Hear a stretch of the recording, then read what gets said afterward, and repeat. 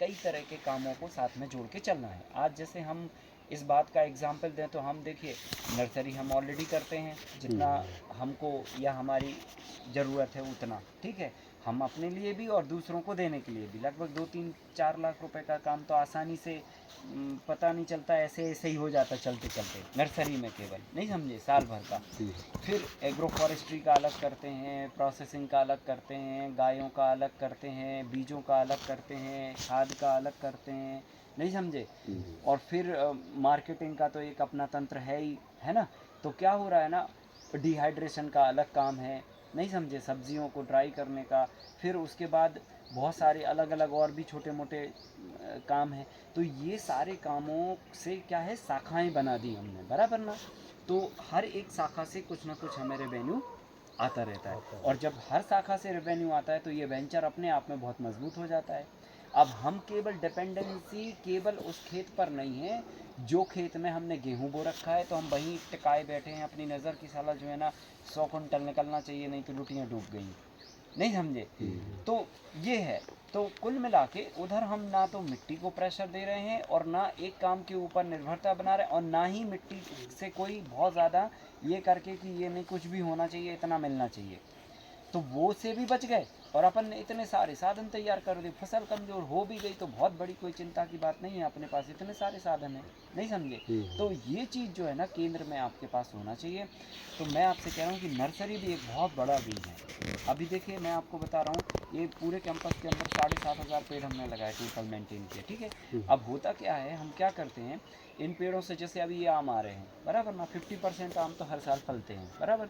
अभी 50% इस बार भी आमों में फल आए हैं। अब ये आम के फल क्या हो गए, कुछ तो हवा में झड़ेंगे 10%, फिर 10% थोड़े बड़े होने के बाद झड़ेंगे, फिर उसके बाद जो है ना, फिर क्या होगा, साइक्लोन और तूफान भी आएंगे तो 20% तभी झड़ेंगे। तो मोटा मोटा 50% हमारा माल बच गया। अभी 50 में भी बहुत होता है।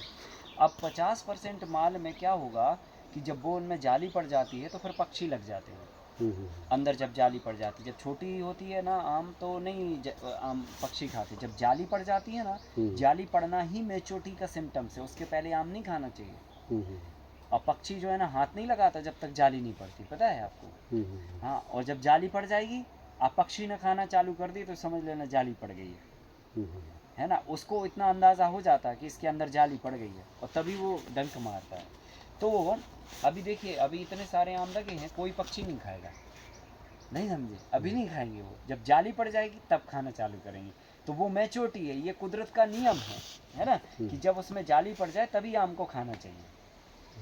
बात आ रही है ना समझ में। लेकिन हम में उतनी सेंसिटिविटी नहीं है और उनमें उतना सेंसर है, समझ गए ना। हमारा पेशेंस का लेवल इतना नहीं है, हमको दिखेगा हम अब भी हम तोड़ डालेंगे, नहीं समझे। और चाहे जैसे तुरंत बिना पूछे बिना कुछ किए और खा जाएंगे।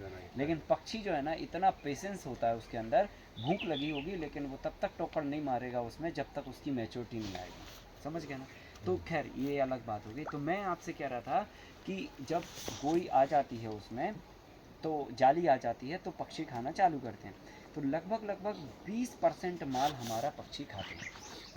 अब देखना, हम भगाते नहीं हैं, भगाते हैं पर बहुत कम, नगण्य मात्रा में। पीछे एक 5 एकड़ का फॉरेस्ट है, उधर पे भी मैंगो प्लांटेशन है, उधर सारे पक्षी खूब आम खाते हैं और इधर पे भी खाते हैं। इतना बड़ा एरिया है, कहाँ कौन से पे इधर का भगाते तो उधर बैठते, उधर तो ऐसे चलता रहे। तो भगाने का काम बहुत बड़ा नहीं है, तो हम भगाते नहीं हैं, तो हम क्या करते हैं, खाने देते हैं। अब उससे हमें 2 फ़ायदे होते हैं। पहला फ़ायदा तो ये कि हमने उनको भूखा नहीं रखा, बात आ रही ना समझ में। तो सबसे बड़ा मुनाफा ये है कि हमने फ्री में बिना एफर्ट्स डाले भंडारा करा दिया, समझ लो।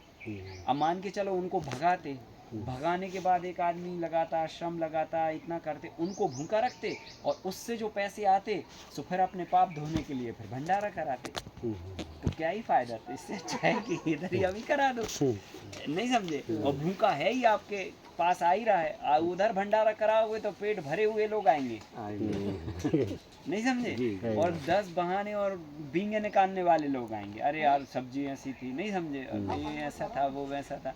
तो ये भूखे हैं तो इनको ये तो भंडारा हो गया, पहला बेनिफिट तो हमारा ये हो गया, बिना कुछ किए बढ़िया ये इनका तृप्ति हो गई। दूसरा, ये क्या करते हैं, आम खा के जाएंगे, गुठली खा के नहीं जाते। तो गुठली छोड़ के जाते हैं, या तो पेड़ में या गिरा के जाते हैं। अब गिरा के नहीं जाएंगे तो वो हवा में गिरेगी, अब वो लगी तो नहीं रहेगी, गिर नहीं है, तो वो गिर के नीचे क्या होता है, पौधा बन जाता है बारिश के टाइम पे। तो हम क्या करते हैं कि गिरने देते हैं और पौधा बनने देते हैं। अब फिर हम बारिश में क्या करते हैं, जब वो पौधा इतना बड़ा हो जाता है, निकाल के पौधा पॉलीथिन में डाल के इधर रख लेते हैं और फिर उठा के ग्राफ्टिंग करके ये पौधे को 100 रुपये में बेच देते हैं। बात आ रही ना समझ में? तो देखिए इकोनॉमिक्स देखिए, आप गणित देखिए, उधर भंडारा हो गया फ्री में, नंबर 2 जितना वो खा के गए भंडारा भी हो गया, और 100 रुपये हमारा एक आम से तैयार भी हो गया। और अगर हम उसे भगाते तो उसे भूखा रखते, और इसे भगाने में मेहनत का और पैसा खर्चा करते, और अगर हम इतना करने के बाद अगर वो आम बेचते भी तो एक आम कितने का बेचता, मान के चलो 40 रुपए किलो बिके, 250 ग्राम का भी एक आम हुआ तो 10 रुपए का हुआ ना एक आम। अब वो आम उसने खाया तो उसका पेट भरा, हमें भगाना नहीं पड़ा, मेहनत बची, धन बचा, और वो 10 रुपए का आम 100 रुपए में बदल गया। नहीं समझे? तो ये क्यों हुआ? क्योंकि हमने नर्सरी का एक धंधा स्टार्ट किया साथ में पैरेलल, और ये एग्रीकल्चर का पार्ट है। ऐसा नहीं है कि इसके लिए अलग से कोई सेटअप चाहिए आपको। भाई आपने लेयर फार्मिंग का मॉडल बनाया, इसी में आप 10 लाइन 5 लाइन 3 लाइन आप डेडिकेटेड कर दो नर्सरी के लिए, खत्म हो गई बात। है कि नहीं है? आपने प्रैक्टिकल एग्जाम्पल आपने देख लिया, आपको पानी देना